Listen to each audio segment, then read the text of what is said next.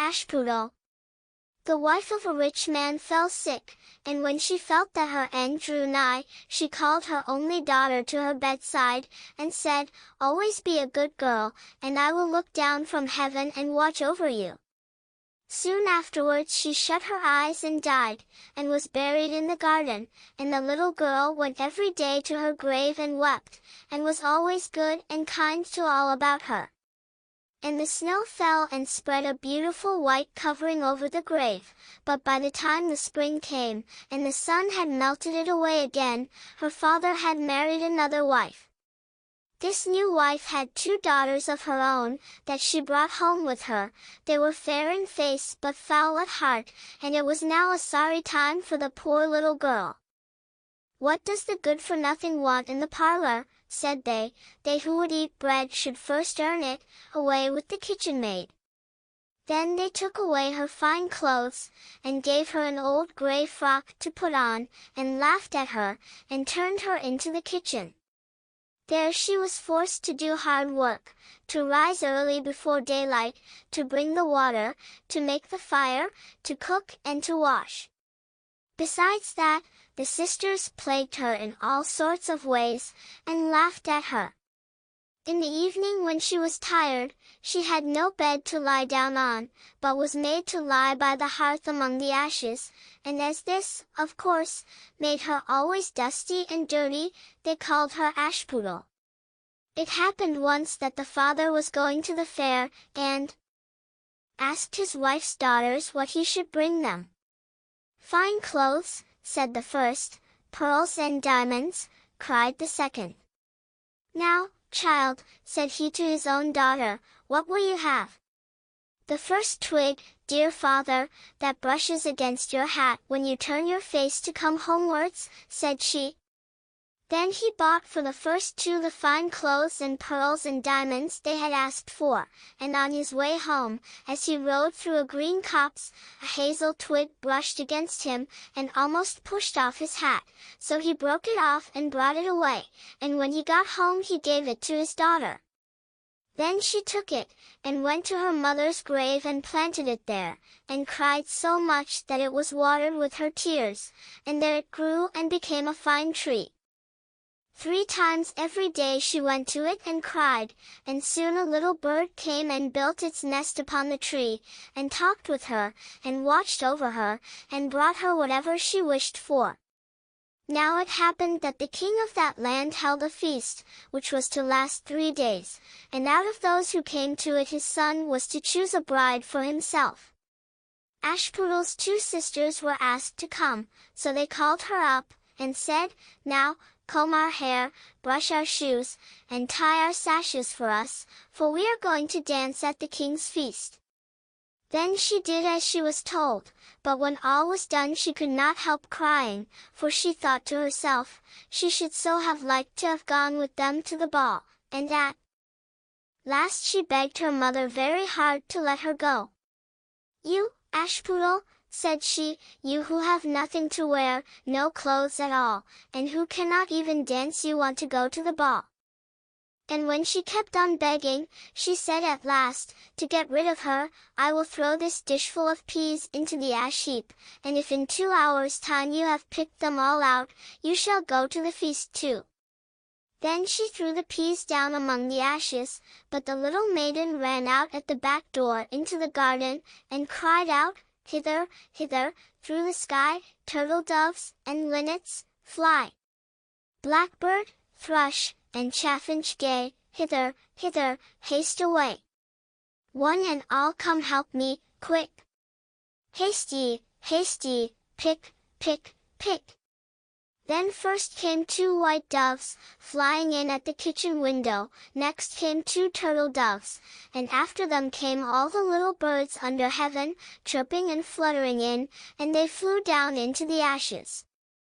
And the little doves stooped their heads down and set to work, pick, pick, pick, and then the others began to pick, pick, pick, and among them all they soon picked out all the good grain, and put it into a dish, but left the ashes. Long before the end of the hour the work was quite done, and all flew out again at the windows. Then Ashputtel brought the dish to her mother, overjoyed at the thought that now she should go to the ball. But the mother said, "No, no. You slut, you have no clothes, and cannot dance, you shall not go." And when Ashputtel begged very hard to go, she said, "If you can in 1 hour's time pick 2 of those dishes of peas out of the ashes, you shall go too." And thus she thought she should at least get rid of her. So she shook 2 dishes of peas into the ashes. But the little maiden went out into the garden at the back of the house, and cried out as before, "Hither, hither, through the sky, turtle doves, and linnets, fly! Blackbird, thrush, and chaffinch gay, hither, hither, haste away! One and all come help me, quick! Haste ye, pick, pick, pick!" Then first came 2 white doves in at the kitchen window, next came 2 turtle doves, and after them came all the little birds under heaven, chirping and hopping about.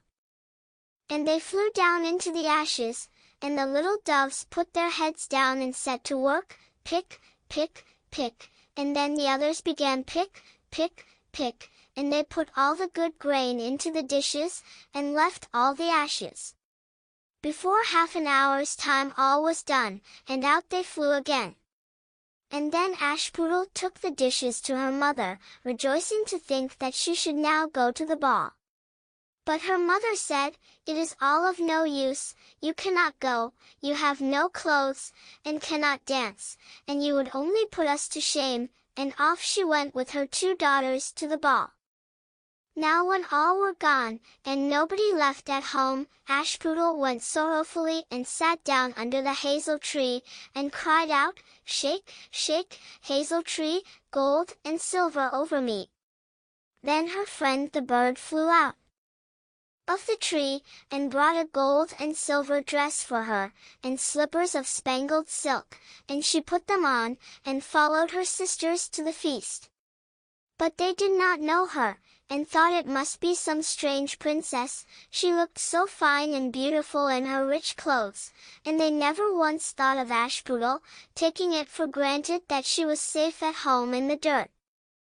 The king's son soon came up to her, and took her by the hand and danced with her, and no one else, and he never left her hand, but when anyone else came to ask her to dance, he said, "This lady is dancing with me."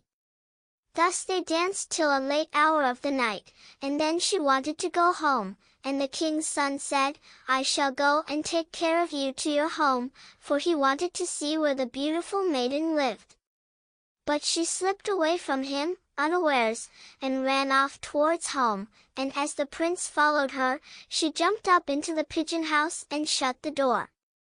Then he waited till her father came home, and told him that the unknown maiden, who had been at the feast, had hid herself in the pigeon house.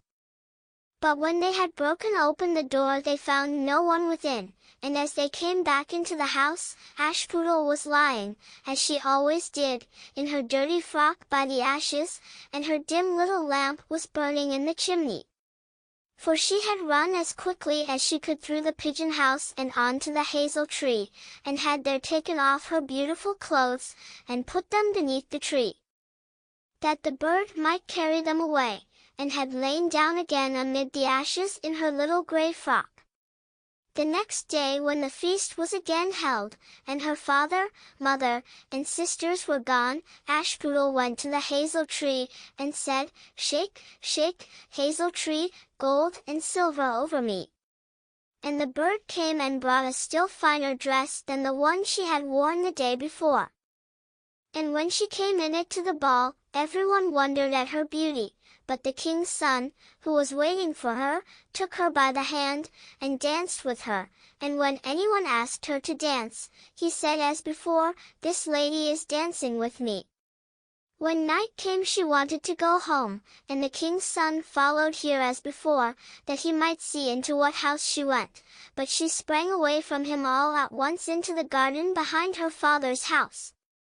In this garden stood a fine large pear tree full of ripe fruit, and Ashputtel, not knowing where to hide herself, jumped up into it without being seen.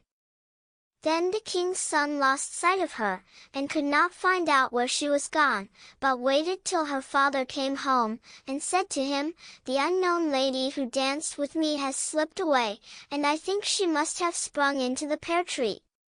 The father thought to himself, "Can it be Ashputtel?" So he had an axe brought, and they cut down the tree, but found no one upon it.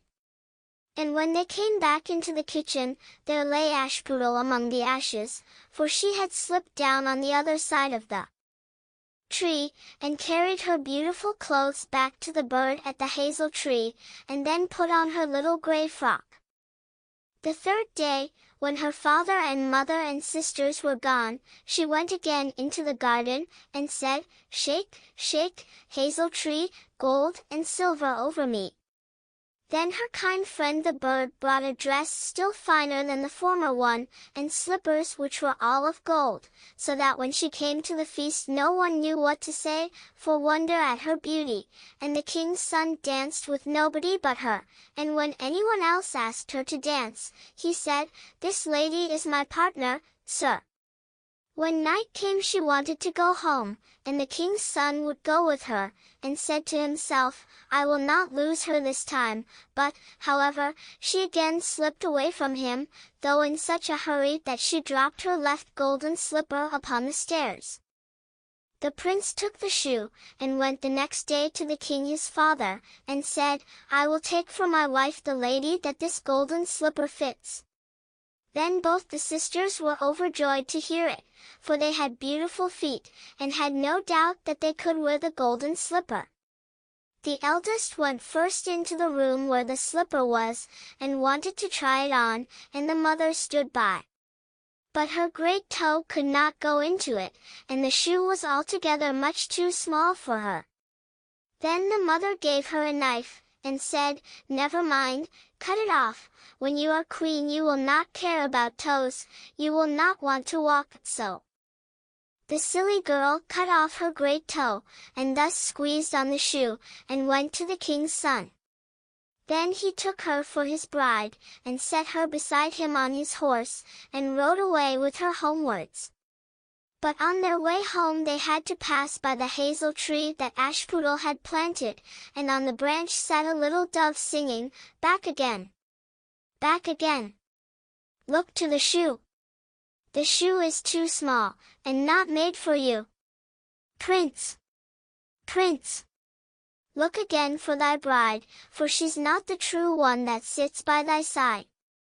Then the prince got down and looked at her foot, and he saw, by the blood that streamed from it, what a trick she had played him.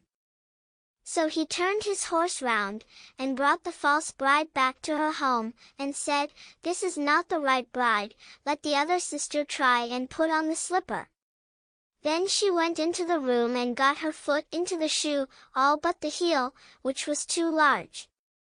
But her mother squeezed it in till the blood came, and took her to the king's son, and he set her as his bride by his side on his horse, and rode away with her. But when they came to the hazel tree the little dove sat there still, and sang, "Back again! Back again! Look to the shoe! The shoe is too small, and not made for you. Prince! Prince! Look again for thy bride, for she's not the true one that sits by thy side." Then he looked down, and saw that the blood streamed so much from the shoe, that her white stockings were quite red. So he turned his horse and brought her also back again. "This is not the true bride," said he to the father. "Have you no other daughters?" "No," said he, "there is only a little dirty Ashputtel here, the child of my first wife. I am sure she cannot be the bride." The prince told him to send her.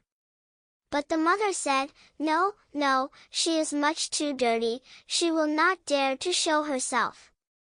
However, the prince would have her come, and she first washed her face and hands, and then went in and curtsied to him, and he reached her the golden slipper. Then she took her clumsy shoe off her left foot, and put on the golden slipper, and it fitted her as if it had been made for her.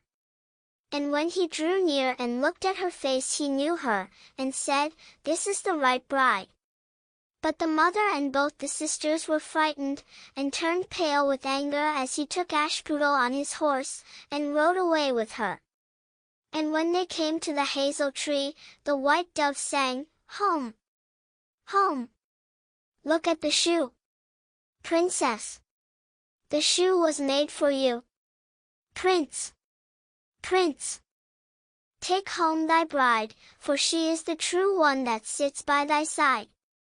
And when the dove had done its song, it came flying, and perched upon her right shoulder, and so went home with her.